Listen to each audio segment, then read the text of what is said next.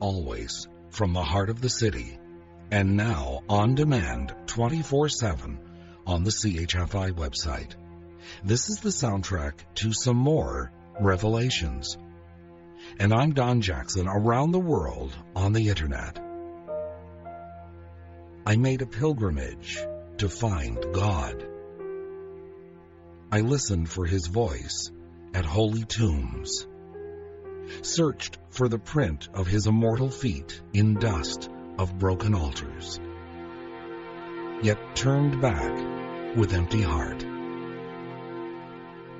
But on the homeward road, a great light came upon me, and I heard the God's voice singing in a nestling lark, felt his sweet wonder in a swaying rose, received his blessing from a wayside well, looked on his beauty in a lover's face, saw his bright hand send signal from the sun. A writing called Revelation by Edwin Markham. This hour, a few more, as summer begins to wind down. With Lovers and Other Strangers from iTunes and CHFI.com. Rod Stewart, Have I Told You Lately? And RyanDan, Like the Sun. I'm Don Jackson with Lovers and Other Strangers from iTunes and CHFI.com. This is an excerpt from Green Thoughts, A Writer in the Garden by Eleanor Peragny, published by the Modern Library. She writes, and I quote, "A garden, however familiar, is another place on a summer night.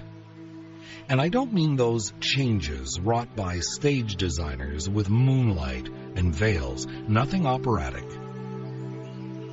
There are, to begin with, peculiar noises, faint rustlings whose source may be revealed by a flashlight, picking up a pair of frozen green eyes, or the drumming of katydids. Scents are stronger at night. Everybody knows that. But not that they are also different. Faint whiffs of sweetness in Nicotiana and Clethra acquire a dose of pepper after midnight, when on the other hand the carnations, at their most powerful at dusk, seem to go to sleep and stop smelling. But the biggest change is that of proportion and texture produced by seeing things in black and white. My first experience of this phenomenon wasn't in a garden or at night, but in Rome in broad daylight in the company of a friend who was colorblind. I had always known this about him and never grasped the significance until the day I stupidly said something about the apricot glow of Roman palaces. "You forget," he said gently. "I don't see that. I don't know what you mean." The words were more than an embarrassment. They were a revelation, for he was the subtlest of observers who had often pointed out to me details and refinements in painting and architecture, and even plants, which, blinded in my own way by color, I had missed. Thereafter, I observed things with different and in some ways better informed eyes, and I haven't forgotten the lesson. To see things in black and white is to see the basics, and I would now recommend to any designer of gardens that he go out and look at his work by the light of the moon.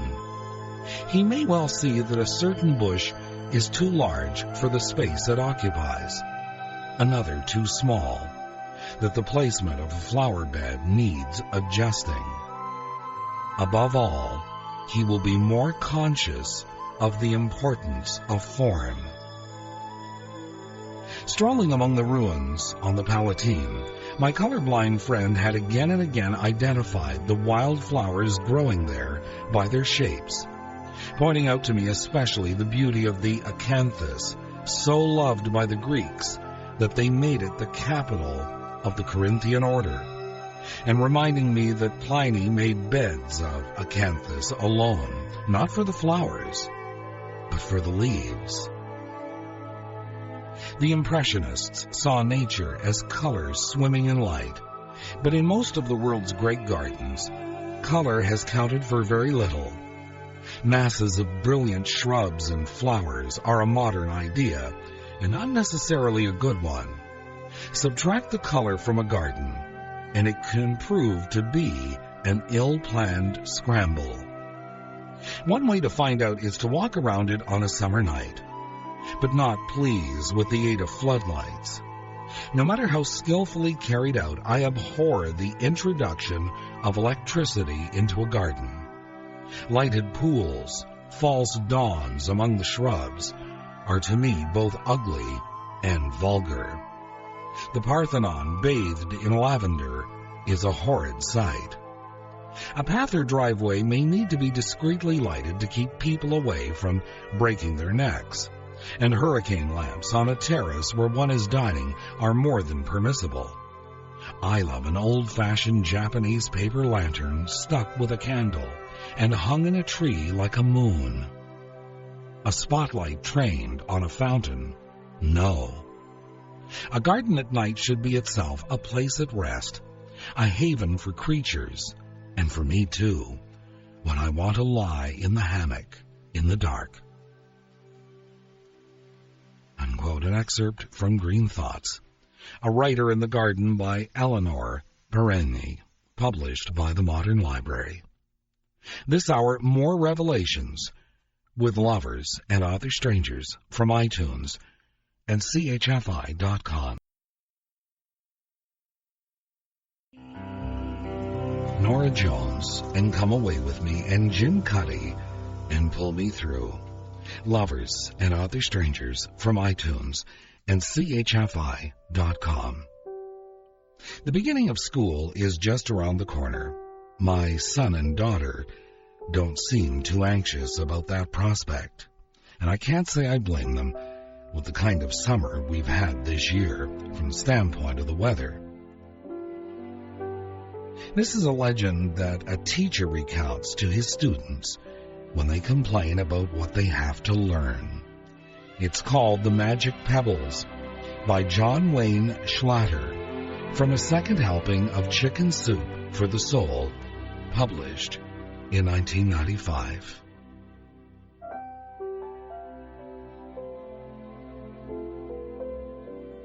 He writes, and I quote,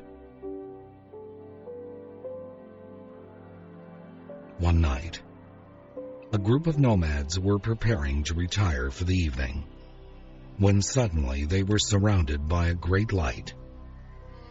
They knew they were in the presence of a celestial being.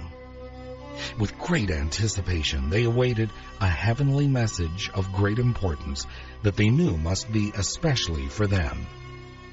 Finally, the voice spoke. 'Gather as many pebbles as you can. Put them in your saddlebags. Travel a day's journey, and tomorrow night will find you glad, and it will find you sad.' After having departed, the nomads shared their disappointment and anger with each other. They had expected the revelation of a great universal truth that would enable them to create wealth, health, and purpose for the world. But instead they were given a menial task that made no sense to them at all. However, the memory of the brilliance of their visitor caused each one to pick up a few pebbles and deposit them in their saddlebags while voicing their displeasure. They traveled a day's journey, and that night while making camp, they reached into their saddlebags and discovered every pebble they had gathered had become a diamond. They were glad they had diamonds. They were sad they had not gathered more pebbles." Unquote. There is a moral to Schlatter's story, of course. It's this. Along the way you will learn many things that you think have little or no value. But sometime, maybe years later, you might be surprised to discover how valuable the knowledge is. As the author says, and again I quote, "Gather all the pebbles you can, and you can count on a future filled with diamonds." Unquote. Lovers and Other Strangers from iTunes and CHFI.com. Bryan Adams, Inside Out, and Molly Johnson with A Diamond in My Hand. I'm Don Jackson with Lovers and Other Strangers from iTunes and CHFI.com. This was featured in the March 1992 issue of Glamour magazine. There is definitely a difference between a lunch date and having dinner by candlelight, or a whisper in daylight and a whisper at night. At night, the curtains are closed, and it is the time for secret moments, a time when you allow yourself to unwind, says New York psychotherapist Linda Barbanel. Day is a time of exposure. Light is reality. One husband concurs. At night, I'm much more relaxed and attentive. Daytime for me is equated with work and things I need to get done.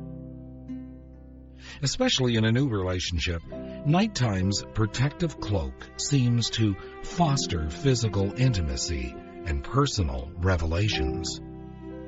But many long-term couples find that true intimacy comes to light in the day. When the light is dim, there's just enough visible to pique your interest.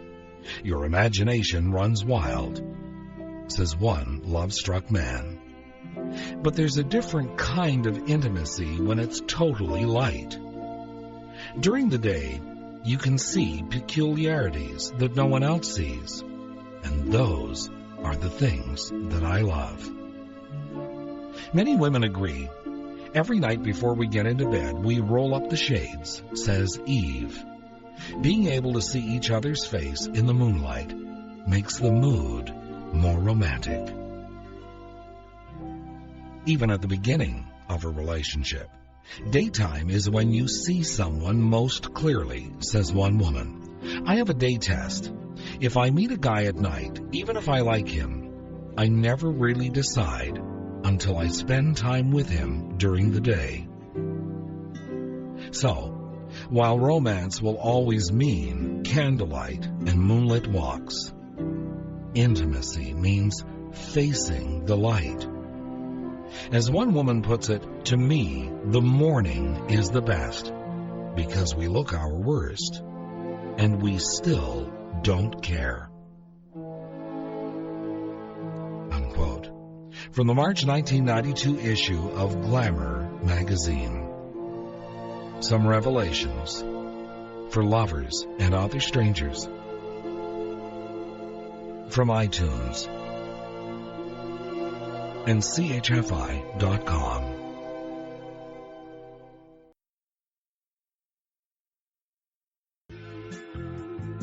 Gerry Rafferty, Right Down the Line, and Annie Lennox and Why, and these are the books I never read.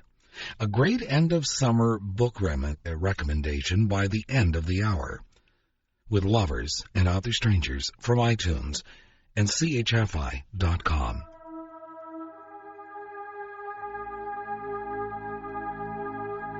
Love letters have always been a source of revelation.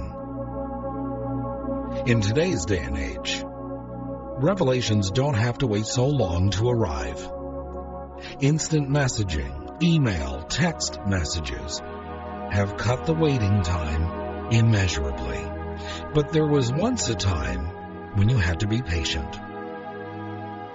English writer and anthologist of love letters, J.T. Merridew, wrote, and I quote, "What man does not remember the composition of his first love letter? The careful writing, the chosen paper, the blameless pen, the repeated failures before perfection, the tender solicitude which allowed no intervening hand to bear the labored missive to the post office, and the longing anxiety which awaited a favorable reply. What woman can forget the arrival of her first, the expectant heart, the trembling fingers, the delight of reading young love's artless revelations in some secret corner where no profane eye might see her, and where her impassioned lover might urge his suit, uninterrupted by any voice unsympathetic with that sweet time.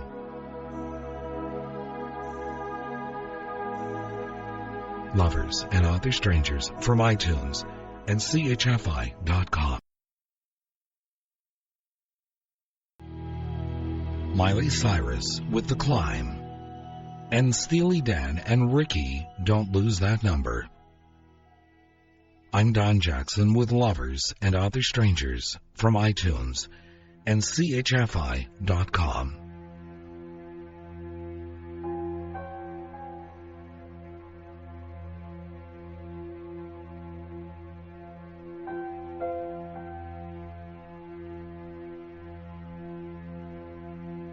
That there are no random acts, that we are all connected, that you can no more separate one life from another than you can separate a breeze from the wind.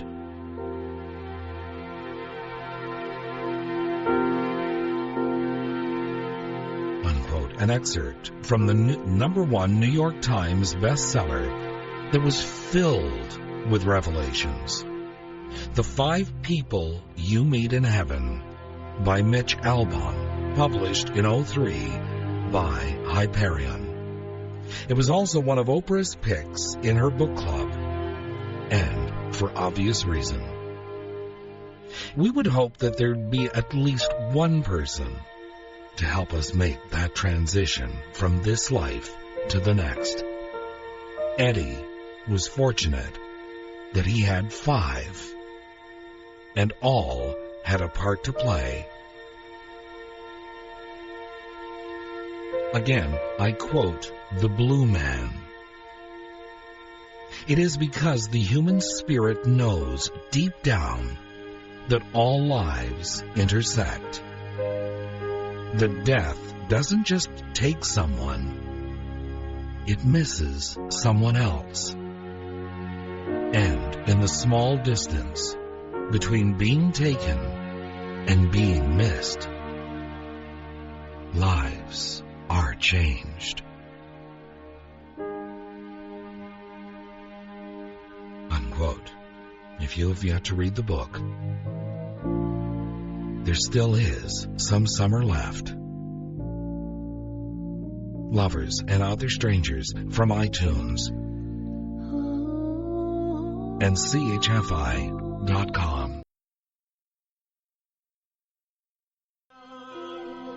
I hope you will tell all your friends about Lovers and Other Strangers. Good night, sweet dreams. I'm Don Jackson.